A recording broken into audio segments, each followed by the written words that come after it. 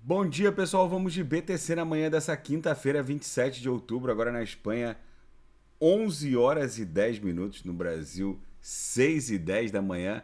Oficialmente a BTC incursionou para dentro da nuvem. A gente está desenhando o primeiro candle comprador, obviamente, de retorno para dentro da nuvem de Shimoku. A gente não protagonizava uma movimentação dessa, de um corpo real de candle inteiro para dentro da nuvem, desde basicamente julho de 22. Ou seja, agora a gente volta a emborcar forte as três linhas do canal de Keltner em direção à nuvem. A linha superior já entrou a linha superior do canal já entrou na nuvem. A mediana e a inferior estão fazendo isso nos próximos candles. Na projeção, a nebulosidade avermelhada ficou muito estreita, o que indica que os compradores estão retomando o controle da BTC.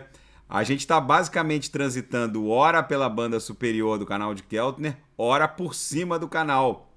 É muito agressiva essa movimentação da BTC. O DXY, que guarda uma relação movimentacional de inversão com a Bitcoin, o DXY mede a força do dólar norte-americano contra as principais divisas do planeta, dólar americano contra euros, contra francos suíços, contra libras esterlinas, está mostrando um rompimento claro e franco dessa figura triangular de acumulação de forma descendente. Agora, o que está segurando o DXY é a nuvem de Shimoku aqui no diário. É bem provável que ele acumule aqui na altura da nuvem para depois seguir caindo. A última vez que o DXY fez uma figura de acumulação triangular logo acima da nuvem, ele acabou emburacando e perdeu a nuvem completamente. É isso que deve acontecer. No semanal, o DXY deve buscar o centro gravitacional da nuvem, que está lá no patamar de 103, 104, e é para lá que a gente deve se deslocar. E a BTC, né, nessa queda do DXY, deve protagonizar um pump. Lembrando que sempre que o DXY cai, a BTC sobe. Essa queda do DXY acabou promovendo a explosão ascendente dessa nossa grande cunha triangular. Na banda de VWAP mensal, a gente está em vias de desenhar um Morobuzu. Se isso aqui avançar para pelo menos um quarto de quadrante, a gente desenha um Morobuzu. Lembrando que a principal característica de um Morobuzu é trazer os irmãozinhos. São os irmãozinhos que vão levar a BTC para esse alvo aqui no patamar de 30 mil dólares. Morobuzu são corpos reais mais extensos que o normal, que sempre trazem os irmãozinhos. São justamente os irmãozinhos que vão levar a BTC para esse patamar aqui de 30 mil dólares. Nesse momento, na banda de VWAP mensal, a gente está estressando a upper e obviamente sentindo, porque toda vez que a gente vai para cima da upper, existe uma força gravitacional natural puxando o preço para dentro da banda. Isso é normal. No intraday, a BTC está absolutamente didática. Lambe a lower, volta para VWAP, lambe a lower, volta para VWAP, lambe a upper, volta para VWAP. Já ofertei um sinal, daqui a pouco eu vou ofertar mais um sinal no par USDT e mais dois no par BTC, e vou também ofertar os sinais no par BNB. Gente, na seara fática, Hong Kong pode ser a chave para o retorno das criptomoedas na China. Segundo o bilionário Arthur Hales, uma movimentação muito interessante está acontecendo em Hong Kong. Pequim quer reorientar a sua província de Hong Kong como um hub de teste para o mundo cripto. A estratégia de Pequim em relação a Hong Kong é estabilizar o sistema financeiro da ilha de maneira que a ilha adeque a sua conformação legislativa financeira às criptomoedas como um hub de teste para eventualmente voltar a aceitar os criptoativos na China. Vamos ver se isso vai dar certo. Esse início de movimentação pode significar um retorno da China à aceitação do mundo cripto, e PayPal e o Western Union registram marcas ligadas ao mundo cripto, ou seja, os gigantes da transferência transnacional de divisas agora entrando pesado no mundo cripto. É o novo normal, e a cadeia Binance Chain vai ser integrada à CBDC do Cazaquistão. O Cazaquistão vai lançar uma moeda fiat soberana rodando em blockchain e vai se valer da cadeia Binance Chain para justamente criar a infraestrutura de CBDC do Cazaquistão. É o novo normal. E o Elon Musk diz que não vai demitir, cortar 75% dos empregados do Twitter. Segundo ele, haverá sim uma ampla reforma. Ele que entrou na sede do Twitter ontem carregando uma pia de banheiro nas suas mãos. Segundo ele, isso tem um significado para ele mesmo. Não dá para entender o que exatamente isso significa entrando na empresa que ele está comprando.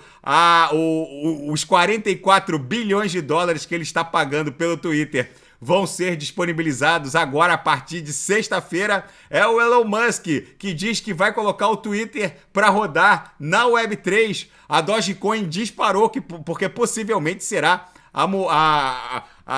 o criptoativo base da remuneração dos posts no Twitter. Provavelmente a Dogecoin vai ter alguma relação com o Twitter, já que o Elon Musk é sabidamente o maior holder de Dogecoin do planeta. E o Fed e os bancos centrais ocidentais estão perdendo bilhões e bilhões de dólares. Obviamente que bancos centrais não existem para dar lucro ou prejuízo, e sim para dar efetividade às políticas macroeconômicas. Então não é uma métrica exatamente a ser seguida, lucro ou prejuízo de bancos centrais, mas o que está acontecendo nos bancos centrais do Ocidente e da Austrália e Nova Zelândia não é algo que possa passar despercebido como uma mera esquisitice contábil. Vamos aos números. O Banco Central norte-americano está dando seguidamente um prejuízo operacional negativo de 5,3 bilhões de dólares nos últimos 10 meses.